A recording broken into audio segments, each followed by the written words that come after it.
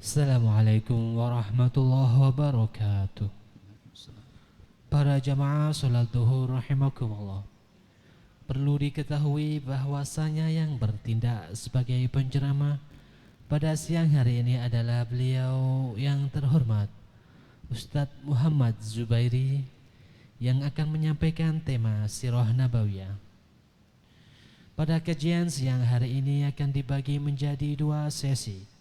Sesi yang pertama yaitu penyampaian materi sekitar 15 menit dan sesi tanya jawab sekitar 10 menit.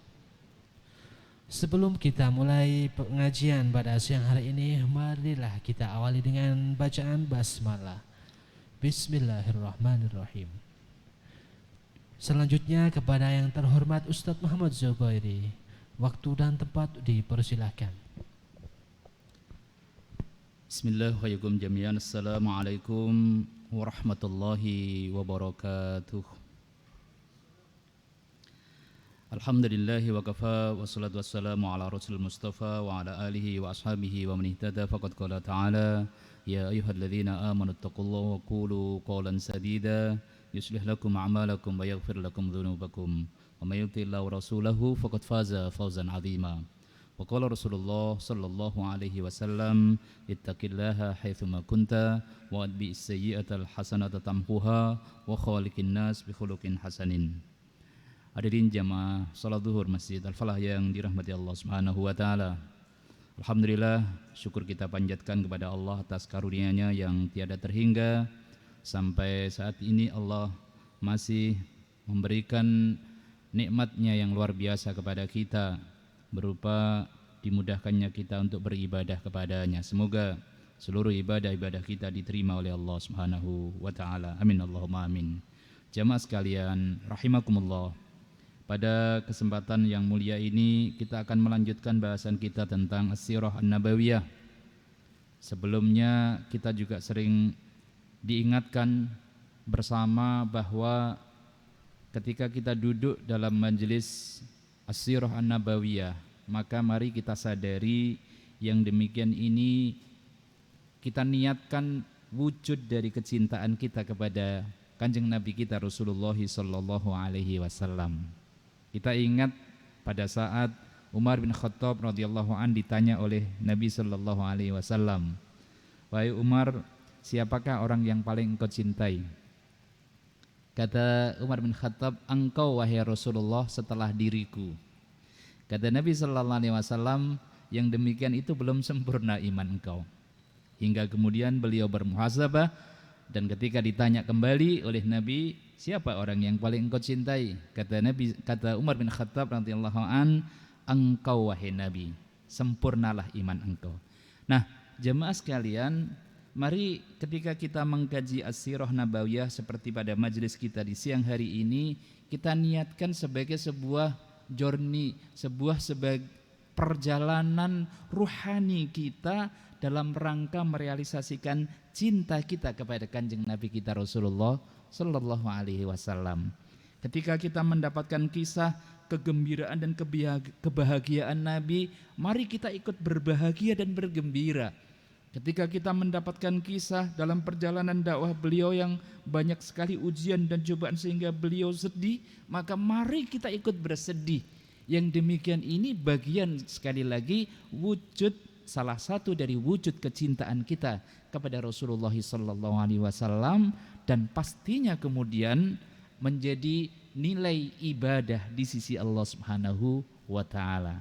Kalau para sahabat Nabi, beliau radhiyallahu anhum ajmain bisa langsung bertatap muka, menghadap, melihat wajah Nabi sallallahu alaihi wasallam, dan itu kebahagiaan yang luar biasa bagi para sahabat.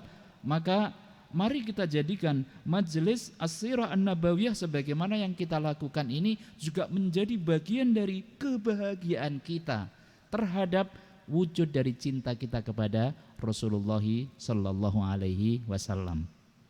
Jamaah sekalian rahimakumullah, pada pertemuan sebelumnya kita telah menyampaikan tentang perjalanan dakwah Nabi di fase Makkiyah, di mana beliau mendapatkan boikot bersama dengan Bani Hashim selama 3 tahun sampai tahun yang ke-10. hingga perjanjian boikot yang ditempelkan di Ka'bah itu dimakan rayap dan hanya tersisa dengan tulisan Bismikallahum hingga berakhir pemboikotan tersebut. Namun Allah kemudian memberikan ujian lagi pada tahun itu, tahun ke-10 wafatnya Abu Thalib dan istri beliau tercinta Khadijah radhiyallahu anha, sehingga menjadi amul huzni, tahun kesedihan yang luar biasa. Dan pada gilirannya kemudian Rasulullah sallallahu alaihi wasallam karena sudah mentok di tahun ke-10 ini, nampaknya Mekah mentok, tidak ada lagi yang secara signifikan orang yang tertarik Islam. Permusuhan orang-orang kafir Quraisy setelah wafatnya Abu Thalib dan Khadijah radhiyallahu anha juga permusuhannya menjadi luar biasa, lebih kejam lagi. Maka beliau kemudian pergi ke Taif, dan juga sudah sedikit kita sampaikan bagaimana reaksi orang-orang Taif. Selama kurang lebih 10 hari beliau di Taif, mendatangi beberapa pemuka dari kaum Taif, Bani Thaqif, namun semua mereka menolak. Bahkan mereka kemudian telah menyiapkan orang-orang jahat, preman-preman dan anak-anak di jalanan. Pada pulangnya Nabi sallallahu alaihi wasallam bersama Zaid bin Harithah itu dilempari batu sampai kaki beliau berdarah-darah. Bahkan kepala dari Zaid bin Harithah yang melindungi Rasulullah sallallahu alaihi wasallam pun juga berdarah. Hingga kemudian beliau sembunyi di kebun kurma milik 2 orang, dan 2 orang ini kemudian mengutus pembantunya yakni Adas, dan Adas kemudian ternyata dialah yang akhirnya menerima dakwah Nabi sallallahu alaihi wasallam masuk Islam yang sebelumnya adalah beragama Nasrani. Jemaah sekalian rahimakumullah, pada waktu itu kemudian Nabi sallallahu alaihi wasallam mengungkapkan doa yang luar biasa yang kemudian dikenal dengan doanya al-mustad'afin, doanya orang-orang yang tertindas, doanya orang-orang yang lemah. Kata Nabi sallallahu alaihi wasallam dalam doa yang sangat panjang, Allahumma ilaika ashku dha'fi quwwati. Ya Allah, aku pasrahkan dan aku haturkan kelemahanku ya Allah. Namun kemudian Nabi sallallahu alaihi wasallam dalam doa yang luar biasa tadi sampaikan, haturkan kepada Allah Subhanahu wa taala, ya Allah, kepada siapa ila mentakilni, kepada siapa aku ini hendak engkau serahkan? Apakah kepada orang asing yang bermuka masam terhadapku, atau kepada musuh yang kemudian mereka menguasai urusan dan perkara aku? Namun kemudian beliau tegaskan lagi, ya Allah, illam takun bika alayya ghadabun fala ubali. Yang demikian itu ya Allah, bila engkau tidak murka dan bila engkau ridho dengan apa yang aku lakukan, maka fala ubali, aku tidak peduli. Artinya jemaah sekalian rahimakumullah, Masya Allah wa tabarakallah, doa Nabi sallallahu alaihi wasallam mengungkapkan kelemahannya dan juga penolakan dari orang-orang kafir Quraisy, kemudian penolakan dari orang-orang Bani Thaqif di Taif yang luar biasa tadi, yang bagi kita kalau cinta benar kepada Nabi, maka tentunya kita merasakan kesedihan yang luar biasa dari beliau berdarah-darah kakinya, kemudian Zaid bin Harithah bocor kepalanya karena melindungi Nabi sallallahu alaihi wasallam. Namun Masya Allah wa tabarakallah, kata Nabi sallallahu alaihi wasallam, kalau engkau tidak marah ya Allah kepadaku, maka fala ubali, aku tidak peduli, dan sepanjang engkau ridho dengan apa yang aku lakukan, maka aku juga ridho. Saya tidak peduli dengan apapun ujian dan cobaan yang dirasakan oleh Nabi sallallahu alaihi wasallam. Hadirin jamaah sekalian rahimakumullah, dengan ungkapan doa yang luar biasa ini kemudian Allah Subhanahu wa taala mengutus Jibril dan malaikat pendukung gunung, penjaga gunung. Kata malaikat disampaikan kepada Nabi sallallahu alaihi wasallam, wahai Nabi, Allah telah mengutusku, kalau engkau berkenan maka 2 gunung ini akan aku timpukkan kepada orang-orang Taif yang berlaku kurang ajar kepada engkau. Apa jawaban Nabi sallallahu alaihi wasallam? Pelajaran yang luar biasa dari Nabi sallallahu alaihi wasallam yang dimaktubkan ditegaskan oleh Allah Subhanahu wa taala di akhir dari surat At-Taubah, laqad ja'akum rasulun min anfusikum azizun 'alaihi ma 'anittum harisun 'alaikum bil mu'minina raufur rahim. Sifat dan karakter raufur rahimnya Rasulullah benar-benar teruji, terbukti pada peristiwa pasca keluar atau dilemparinya batu oleh orang-orang Bani Thaqif di Taif tersebut. Wallahu alam bisawab. Kalau mungkin kita yang diperlakukan seperti itu jamaah, kemudian ditawari oleh malaikat penjaga gunung untuk ditimpukkan gunung yang bisa ditimpukkan kepada orang-orang yang menyakiti kita, kira-kira bagaimana Pak, Bu, jamaah? Kita jawabnya gimana kira-kira? Kemungkinan besarnya, oh iya malaikat, begitu ya kemungkinan. Iya, timpukkan saja, kurang ajar benar gitu. Karena memang kadang ada orang yang belum memahami secara utuh dakwah, ketika berdakwah kemudian ada orang yang menghalangi, ada orang yang mengganggu, ada orang yang mengusiknya, bukan hanya nyinyiri, kalau sekarang mungkin hanya nyinyir dan sebagainya, tetapi bahkan mungkin mengganggu sampai pada tingkat mau membunuhnya dan seterusnya. Maka kadang-kadang jiwa marah kita itu akhirnya memang kurang ajar itu, dan kemudian membalasnya. Tetapi Rasulullah mengajarkan kepada kita, Masya Allah wa tabarakallah, kata Nabi sallallahu alaihi wasallam kepada malaikat yang menawarkan untuk menimpukkan gunung tersebut, jangan. Mereka melakukan yang demikian itu karena belum paham. Aku berharap justru dari mereka atau anak keturunan mereka menjadi orang-orang yang benar-benar mentauhidkan kepada Allah, tidak syirik, dan kemudian bisa menjadi pembela dari agama ini. Masya Allah wa tabarakallah. Inilah satu karakter jiwa yang menjadi contoh teladan bagi siapapun yang bersungguh-sungguh untuk melakukan aktivitas kebaikan, apalagi berdakwah di jalan Allah Subhanahu wa taala, bahwa dakwah itu haruslah merangkul bukan memukul, dakwah itu mengajak bukan mengejek, dakwah itu benar-benar mengantarkan kita dan orang-orang yang kita dakwai menuju kepada Allah Subhanahu wa taala, bukan dalam rangka mengerahkan atau mewujudkan rasa marah kita, bukan, tetapi dakwah yang dicontohkan Nabi Shallallahu Alaihi Wasallam benar-benar menuju dan mengajak manusia untuk kembali kepada Allah. Dan terbukti nanti jamaah di masa Abu Bakar As-Siddiq, pada saat gelombang orang-orang yang murtad itu begitu banyak, sepeninggal wafatnya Nabi Shallallahu Alaihi Wasallam, banyak di antara orang-orang Muslim yang ada pada waktu itu kemudian murtad. Tetapi ada 3 kota, atau dalam bab ini adalah di dalam sirah kita baca 2 suku besar yang mereka tetap komitmen dan iltizam istiqamah dengan dakwah Islam, dengan Islam, dan tidak murtad.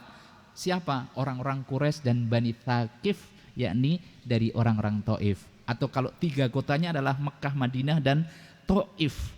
Orang-orang inilah yang kemudian mereka komitmen dengan ajaran Islam dan tidak murtad di masa awal-awal pemerintahan kekhalifahan Abu Bakar As-Siddiq. Jemaah sekalian rahimakumullah, inilah kemuliaan dan keistimewaan yang ditunjukkan dan dicontohkan, dibuktikan, dipraktekkan oleh Nabi Sallallahu Alaihi Wasallam.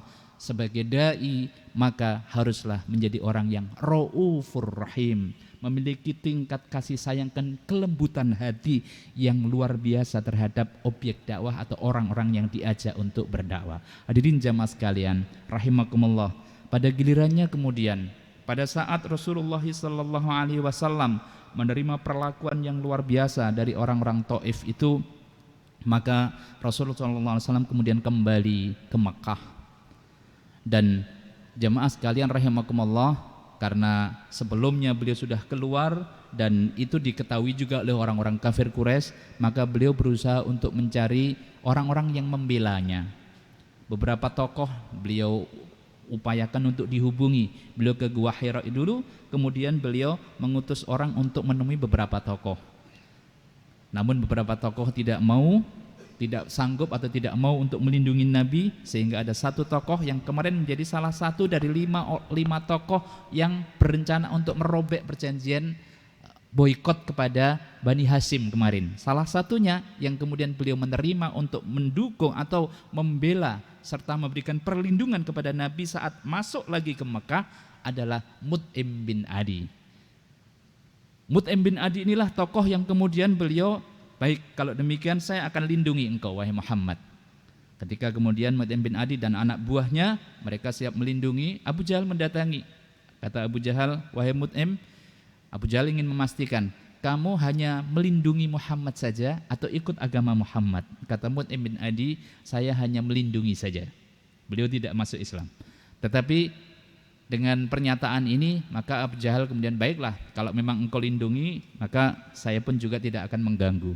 Maka Rasulullah SAW kemudian bisa masuk kembali. Jamaah sekalian rahimakumullah, ringkas cerita begitu pasca mendapatkan perlakuan yang luar biasa dari orang-orang Taif. Kemudian beliau mengungkapkan doa kelemahannya kepada Allah Subhanahu wa taala yang luar biasa tadi. Maka ternyata Allah Subhanahu wa taala kemudian memberikan hadiah istimewa kepada Nabi sallallahu alaihi wasallam. Kalau manusia mereka pada menolak atau bahkan mungkin mengganggu, tidak menerima dakwah Nabi sallallahu alaihi wasallam, mengusirnya, melemparinya dan seterusnya, ternyata Allah Subhanahu wa taala yang Maha Kuasa, pemilik jagat raya, inilah yang justru kemudian langsung mengundang Nabi sallallahu alaihi wasallam, artinya memberikan hadiah istimewa berupa dihadiahkannya perjalanan Isra Mi'raj. Dan di dalam perjalanan Isra Mi'raj inilah jamaah sekalian rahimakumullah, fa insyaallah sebagaimana telah kita fahami cukup banyak kisahnya, ada pelajaran-pelajaran penting yang kiranya pada kesempatan ini kita tegaskan. Yang pertama, bahwa ketika manusia tetap komitmen istiqomah dalam kebaikan, dalam menjalankan kehidupannya sebagaimana diterapkan dan dipraktekkan oleh Nabi sallallahu alaihi wasallam, namun mendapatkan penolakan dari makhluk, ternyata Al-Khaliq, Sang Maha Pencipta inilah yang kemudian memberikan hadiah yang istimewa. Artinya perjuangan dan keistiqomahan dalam perjuangan itu dinilai dengan penilaian yang sangat tinggi di sisi Allah berupa diberikannya hadiah Isra Mi'raj yang istimewa dan luar biasa. Yang kedua jemaah sekalian rahimakumullah, justru ketika seseorang sabar dan tetap istiqomah dalam menjalani tugas peran kehidupannya sebagaimana yang dipraktekkan oleh Nabi sallallahu alaihi wasallam, maka Rasulullah sallallahu alaihi wasallam mendapatkan hadiah berupa luasnya kehidupan, bukan saja kalau sebelumnya hanya sekitar Mekah dan Taif tadi, tetapi justru kemudian Rasulullah sallallahu alaihi wasallam diberikan hadiah berupa luasnya cakrawala kehidupan yang ditunjukkan oleh Allah Subhanahu wa taala, sehingga beliau kemudian bertemu dengan siapa? Para nabi dan para rasul sebelumnya, dan penegasan bahwa beliau adalah imamul anbiya wal mursalin, pemimpinnya para nabi dan para rasul dalam perjalanan Isra Mi'raj tersebut. Dan yang terakhir pada kesempatan kali ini, dan insya Allah mungkin kita akan pertegas lagi dalam pertemuan berikutnya, Rasulullah SAW diberikan hadiah istimewa dalam perjalanan Isra Mi'raj itu berupa hadiah yang sangat istimewa, yakni perintah salat 5 waktu yang memang ada prosesnya, tetapi finalnya adalah proses kewajiban salat 5 waktu yang menjadi bekal utama yang sangat istimewa, sehingga kita mengenal wasta'inu bis sabri wassalah, minta tolonglah engkau kepada Allah dengan sabar dan salat. Hadiah Isra Mi'raj yang istimewa, yakni salat, menjadi hadiah yang luar biasa istimewa bagi Rasulullah SAW dan perjalanan dakwah kaum muslimin berikutnya, yang otomatis tentu juga menjadi hadiah yang sangat istimewa kepada kita umatnya Rasulullah sallallahu alaihi wasallam. Demikian jemaah sekalian rahimakumullah, pada sesi ini saya kembalikan terlebih dahulu, barangkali ada yang ditanyakan, monggo. Kepada para jamaah dipersilakan untuk bertanya.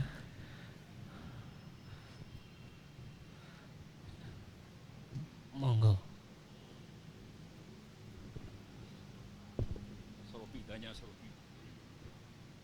Bismillahirrahmanirrahim. Saat Rasulullah menerima kezaliman. Sedemikian sabarnya beliau, bahkan tawaran pertolongan dari malaikat pun ditolak. Nah, beliau justru berdoa, Allahumma hdi qaumi fa innahum la ya'lamun. Apakah saat sekarang kita sebagai umat Rasulullah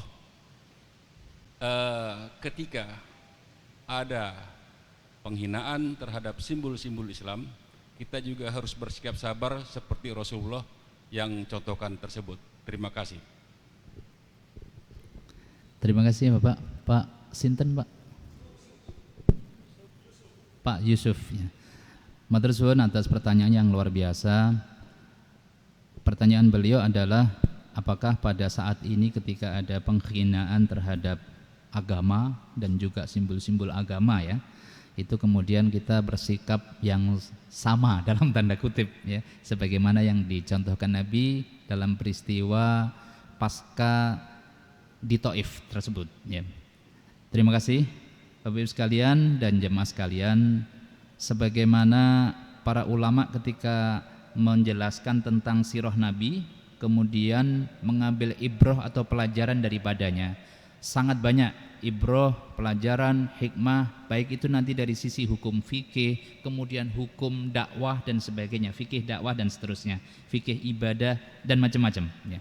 Maka salah satu kesimpulan dari para ulama ketika membahas tentang kesabaran Nabi terhadap berbagai macam ujian dan cobaan, itu adalah kaidah pentingnya ketika ujian tersebut diarahkan kepada pribadi beliau, maka beliau bersikap sabar dalam artian tidak membalas.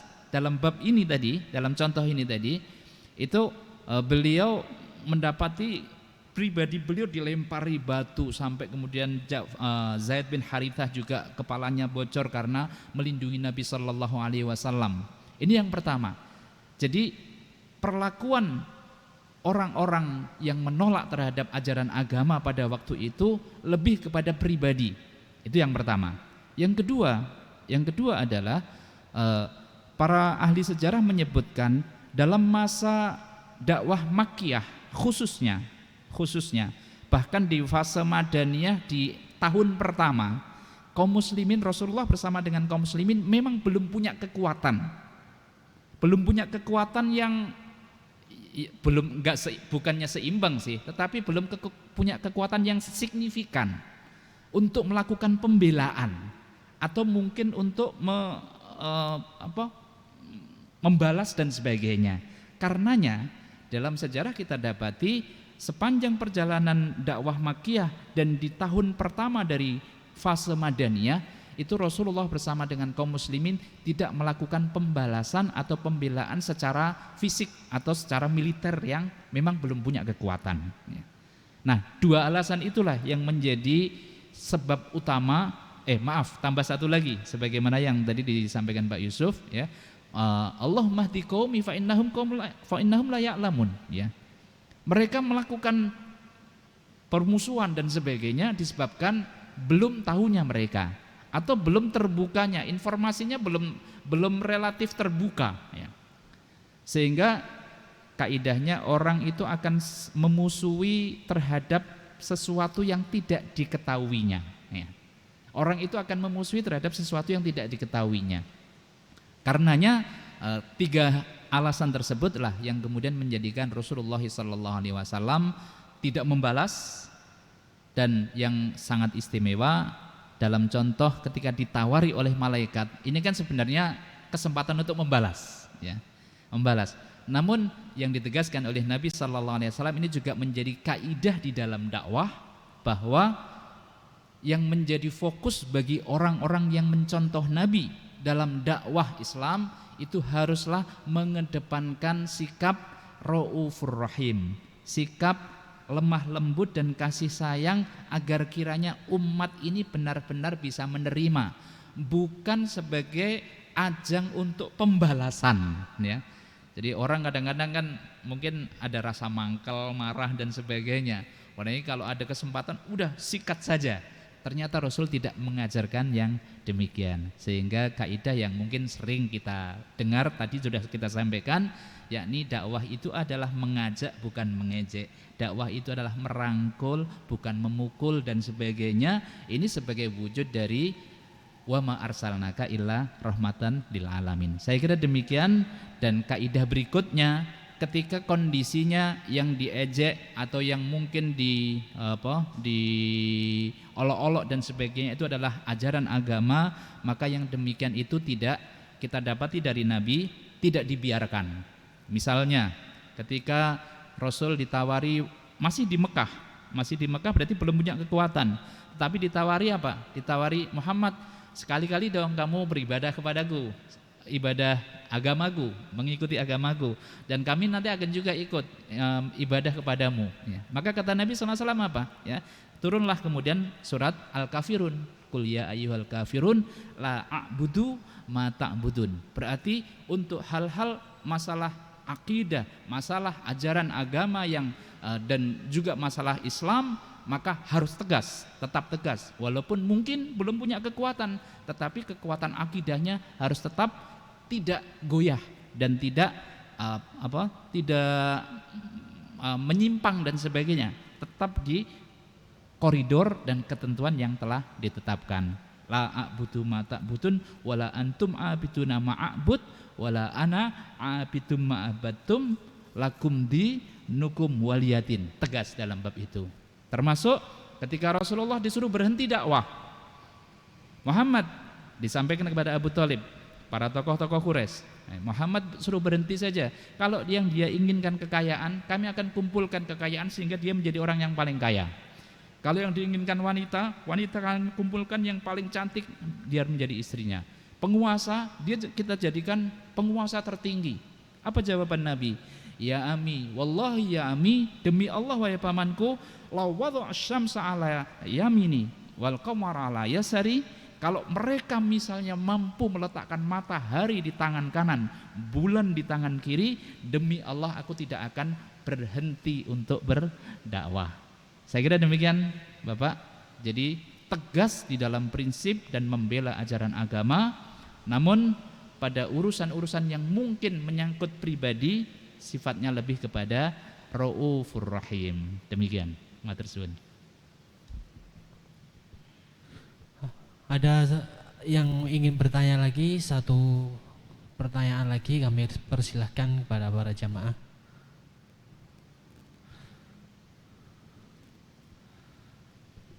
Barangkali sudah cukup, Ustaz. Baik. Ya. Baik, jemaah sekalian rahimakumullah. Alhamdulillah, semoga bahasan kita pada kesempatan kali ini dan mungkin berikutnya, bagian dari bahasan sirah nabawiyah ini benar-benar menjadi wujud dari kecintaan kita kepada kanjeng Nabi kita Rasulullah SAW sebagai sebuah perjalanan merealisasikan cinta kita kepada kanjeng Nabi. Beliau bergembira, kita ikut bergembira. Beliau susah, kita ikut susah. Dan semoga inspirasi dan ibrah pelajarannya bisa kita serap untuk kita terapkan dalam kehidupan kita sehari-hari. Demikian, terima kasih segala perhatian, mohon maaf atas segala kekurangan. Kita sempurnakan dengan kafaratul majlis. Subhanakallahumma bihamdika nasyhadu an la ilaha illa anta astaghfiruka wa atubu ilaik. Aqulu qouli hadza. Assalamualaikum warahmatullahi wabarakatuh.